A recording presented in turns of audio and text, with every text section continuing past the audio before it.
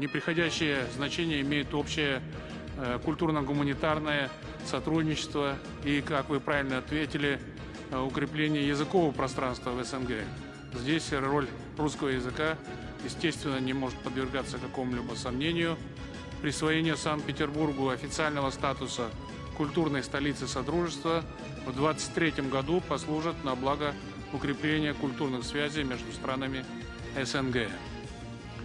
Я думаю, что мы совместно продумаем информационную повестку, которая отвечала бы интересам наших государств. Символично, что в наступающем 2023 году в Содружестве будет праздноваться или отмечаться год русского языка. И практическое развитие получит инициатива Казахстана по созданию под эгидой СНГ международной организации по поддержке русского языка.